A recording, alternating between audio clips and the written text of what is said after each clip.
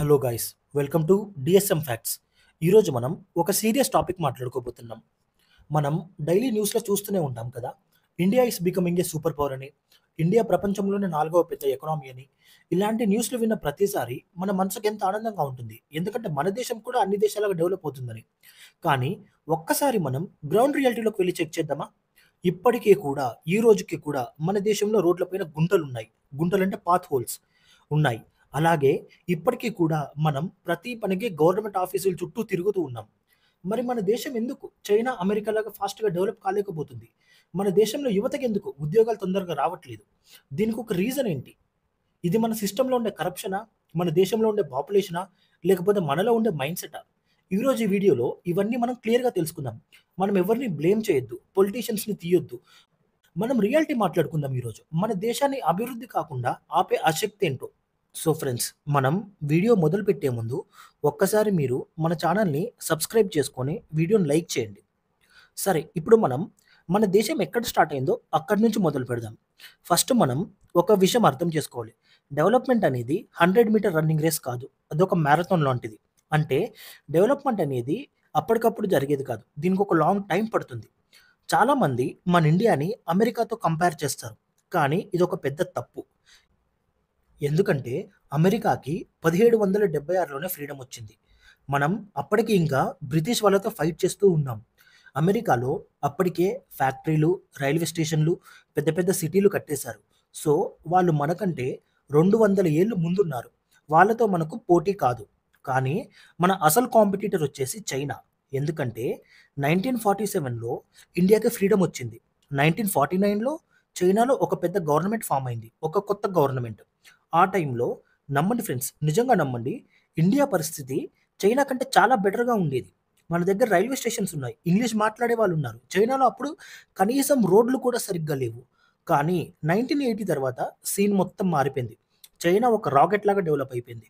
India మాత్రం నెమ్మదిగా నడుచుకుంటూ వెళ్ళింది. అసలు ఆ 30 ఏళ్లలో 1950 నుంచి 1980లో ఏం జరిగింది? సింపుల్‌గా చెప్పాలంటే ఎకనామిక్ డెసిషన్స్. మనం స్టార్టింగ్‌లో క్లోజ్డ్ ఎకనామీని ఫాలో అయ్యాం. అంటే బయట దేశాల సామాన్లు మనకు వద్దు. అన్నీ మనమే తయారు చేసుకోవాలి అన్న ఒక రూల్ పెట్టుకున్నాం. ఈ రూల్ అనేది వినడానికి చాలా బాగున్నా కూడా దీనివల్ల కాంపిటీషన్ అనేది లేకుండా పోయింది. ఫర్ ఎగ్జాంపుల్, అంబాసిడర్ కార్ మీ అందరికీ తెలుసు కదా! 40 ఏళ్ళు అదే కార్, అదే డిజైన్. ఎందుకంటే దానికి కాంపిటీషన్‌గా వేరే కార్లు ఇండియాలోకి రాలేకపోయాయి. కాంపిటీషన్ లేకపోతే క్వాలిటీ పెరగదు, డెవలప్‌మెంట్ రాదు. ఇదే మన ఫస్ట్ మిస్టేక్. ఇప్పుడొచ్చేసి మనం ఫ్యాక్టరీ ప్రాబ్లమ్ మాట్లాడుకుందాం. ఫ్రెండ్స్, ఇది ఈ వీడియోలోనే మోస్ట్ ఇంపార్టెంట్ పాయింట్. ఒక్కసారి జాగ్రత్తగా వినండి. ఏ దేశమైనా కూడా డబ్బులు సంపాదించాలంటే 3 మార్గాలుంటాయి. ఫస్ట్‌ది అగ్రికల్చర్ అంటే వ్యవసాయం. రెండవది మ్యానుఫ్యాక్చరింగ్ అంటే పరిశ్రమలు. మూడవది సర్వీసెస్ అంటే ఐటీ, బ్యాంకింగ్, సాఫ్ట్‌వేర్ ఇట్లాంటివి. హిస్టరీలో డెవలప్ అయిన ప్రతి దేశం ఒక పద్ధతి ఫాలో అయింది. మొదట వ్యవసాయం చేస్తారు.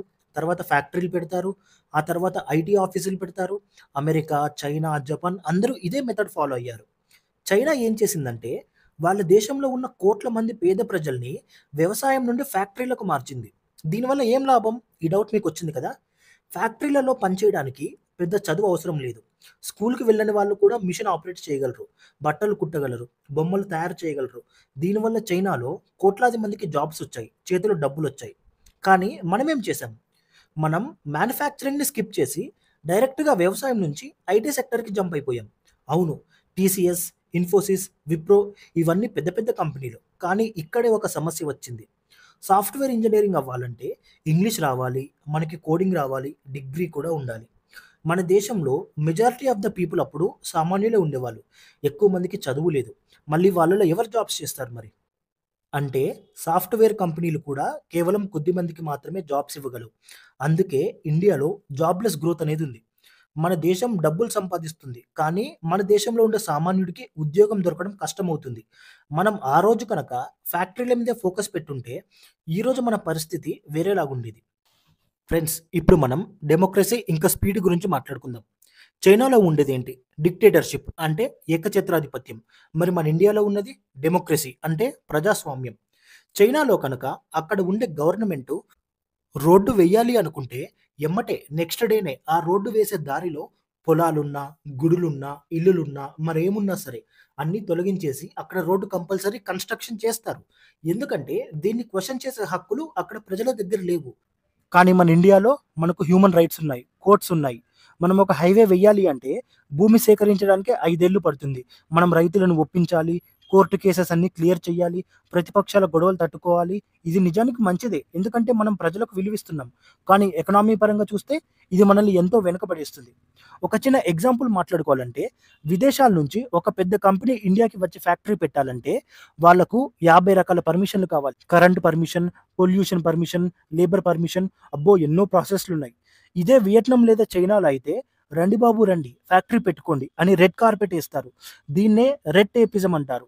మన బ్యూరోక్రసీ ఎంత స్లోగా ఉందంటే ఇన్వెస్టర్లు భయపడి పారిపోతున్నారు. మన చట్టాలు మారాలి. కానీ వీటిని అమలు చేసే స్పీడ్ కూడా పెరగాలి. ఇప్పుడు మనం ఎడ్యుకేషన్ ఇంకా స్కిల్స్ గురించి మాట్లాడుకుందాం. మన దేశంలో ఉన్న అతిపెద్ద ఆస్తి ఏంటో తెలుసా? యువత. ప్రపంచంలోనే ఎక్కువ మంది యువకులున్న దేశం మనదే. దీన్ని మనం డెమోగ్రఫిక్ డివైడెండ్ అంటాం. కానీ ఈ ఆస్తి ఇప్పుడు ఒక సమస్యగా మారబోతుంది. ఎందుకంటే మన ఎడ్యుకేషన్ సిస్టమ్ చూడండి. చిన్నప్పటి నుంచి మనకు ఏం నేర్పిస్తున్నారు? మార్కులు ఎలా తెచ్చుకోవాలి? ఎగ్జామ్స్ ఎలా పాస్ అవ్వాలి? అంతేకాని కొత్తగా ఎలా ఆలోచించాలి? ప్రాబ్లమ్స్‌ని ఎలా సాల్వ్ చేయాలి అని ఎవ్వరూ చెప్పట్లేదు. దీన్నే రోట్ లెర్నింగ్ అంటారు. తెలుగులో బట్టి పట్టడం అంటారు. ప్రతి ఏటా లక్షల మంది ఇంజినీర్లు బయటకొస్తున్నారు. కానీ వాళ్ళలో ఎంతమందికి నిజమైన స్కిల్స్ ఉంది? ఒక సర్వే ప్రకారం ఇండియాలో 80% మంది ఇంజినీర్లు ఉద్యోగానికి పనికిరారు. వాళ్ళ దగ్గర సర్టిఫికేట్ మాత్రమే ఉంది. కానీ నాలెడ్జ్ లేదు. ఇంకొక పక్క మహిళలు. చైనా లేదా అమెరికా డెవలప్ అవ్వడానికి కారణం అక్కడ ఆడవాళ్ళు కూడా మగవాళ్ళతో సమానంగా పనిచేస్తారు. ఇండియాలో కేవలం 20-25% మాత్రమే ఉద్యోగాలు చేస్తున్నారు. అంటే ఒక క్రికెట్ టీమ్‌లో 11 మంది ప్లేయర్స్ ఉంటే మనం కేవలం 5 మందితోనే ఆడుతున్నట్టు. సగం మంది ఇంట్లోనే ఉండిపోతే దేశం ఎలా డెవలప్ అవుతుంది? వాళ్ళకు సేఫ్టీ కల్పించాలి. ఎంకరేజ్ చేయాలి. ఇప్పుడు మనం మన అసలైన శత్రువు గురించి మాట్లాడుకుందాం. ఇప్పటిదాకా మనం గవర్నమెంట్‌ని, సిస్టమ్‌ని బ్లేమ్ చేసాం. ఇప్పుడు అద్దంలో మన మొహం మనం చూసుకుందాం. మన సివిక్ సెన్స్ ఎంతుంది? జపాన్‌లో రోడ్డు మీద ఒక చిన్న పేపర్ ముక్క పడితే అది ఎవరు వేశారో తెలియకపోయినా అక్కడుండే వాళ్ళు దాన్ని తీసుకెళ్ళి డస్ట్‌బిన్‌లో ఏస్తారు. వాళ్ళ దేశం మీద వాళ్ళకంత ప్రేమ. కానీ మనమేం చేస్తాం? మన ఇల్లు శుభ్రంగా ఉంటే చాలు. రోడ్ల మీద చెత్త వేసేస్తాం. మేము టాక్స్ కడుతున్నాం కదా! క్లీన్ చేయాల్సిన పని గవర్నమెంట్‌దని వాదిస్తాం. ఇంకొక విషయం ఏంటంటే రిస్క్. మన ఇండియాలో పేరెంట్స్ ఏం చెప్తారు? రిస్క్ వద్దు నాన్న. ఏదో సేఫ్‌గా ఒక గవర్నమెంట్ జాబ్ చూసుకో అంటారు. బిజినెస్ పెడతా అంటే భయపడతారు. అమెరికాలో ఒకడు బిజినెస్ పెట్టి ఫెయిల్ అయితే పర్వాలేదు నేర్చుకున్నాడంటారు. ఇండియాలో ఫెయిల్ అయితే వీడు పనికిమాలినోడని తిడతారు. మనం ఫెయిల్యూర్‌ని యాక్సెప్ట్ చేయనంత వరకు మన దేశంలో ఎలాన్ మస్క్‌లు, స్టీవ్ జాబ్స్‌లు అస్సలు పుట్టరు. మనం ఎప్పుడు వేరే దేశాల టెక్నాలజీ వాడుకునే కన్స్యూమర్స్ లాగే ఉండిపోతాం తప్ప క్రియేటర్స్ కాలేము. మరిప్పుడు ఫ్యూచర్ ఏంటి? ఫ్రెండ్స్ ఇవన్నీ విన్నాక ఇండియా మీద హోప్ పోయింది కదా! కానీ అవసరం లేదు. పిక్చర్ ఇంకా ఉంది. గత 10 ఏళ్లలో ఇండియా చాలా మారింది. Digital India. ఈరోజు కూరగాయల షాప్ నుంచి పెద్ద మాల్ వరకు అందరూ యూపీఐ వాడుతున్నారు. ఈ టెక్నాలజీలో ప్రపంచానికి మన ఇండియానే బాస్. రెండవది ఇన్‌ఫ్రాస్ట్రక్చర్. ఒకప్పుడు ఢిల్లీ నుంచి ముంబై వెళ్ళడానికి 1, 2 రోజులు పట్టేది. కానీ ఇప్పుడు గంటలోనే వెళ్ళడానికి వందే భారత్ ఎక్స్‌ప్రెస్‌లు రెడీ ఉన్నాయి.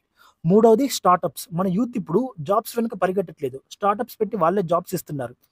ఇండియా సూపర్ పవర్ అవ్వాలంటే మనం చైనానో, అమెరికానో కాపీ కొట్టాల్సిన పని లేదు. మనకు కావాల్సిందేంటి? ఫ్యాక్టరీలు పెరగాలి. చదువులో బట్టి విధానం పోయి స్కిల్స్ రావాలి. కులమత గొడవలు పక్కన పెట్టి డెవలప్‌మెంట్ గురించి ఆలోచించే మైండ్‌సెట్ రావాలి. వాట్ స్టాప్స్ ఇండియా అనే ప్రశ్నకు జవాబు వేరే దేశం కాదు, వేరే శత్రువు కాదు. అది మన లేజినెస్ మాత్రమే. ఏం కాదులే అనే మన యాటిట్యూడ్ మాత్రమే. ఇది మారిన రోజు ఇండియాను ఆపడం ఎవ్వరి వల్ల కాదు. ఈ వీడియోలో నేను చెప్పిన పాయింట్స్ మీద మీ ఒపీనియన్ ఏంటో కామెంట్స్‌లో చెప్పండి. ఈ ఇన్ఫర్మేషన్ మీకు నచ్చితే మీ ఫ్రెండ్స్‌కి షేర్ చేయండి. ఎందుకంటే నాలెడ్జ్ పంచితేనే పెరుగుతుంది. జై హింద్. ఇంకో వీడియోతో రేపు మళ్ళీ కలుద్దాం. బాగా కష్టపడుతున్నాను ఫ్రెండ్స్. నా దగ్గర ఒక స్టూడియో లాంటిది లేదు. ఒక మైక్ లేదు. నా దగ్గర ఏమీ లేదు. నేను అన్ని ఫోన్‌లోనే రికార్డ్ చేసి ఏదో ఒక విధంగా దాన్ని ఎడిటింగ్ చేసుకుంటూ పెడుతున్నాను. ఏదైనా మిస్టేక్స్ ఉంటే క్షమించండి. లేకపోతే ఏమన్నా మార్చుకోవాలంటే కామెంట్స్‌లో మెన్షన్ చేయండి. ప్లీజ్ నన్ను సపోర్ట్ చేయండి. ఛానెల్ సబ్స్క్రైబ్ చేసుకోండి.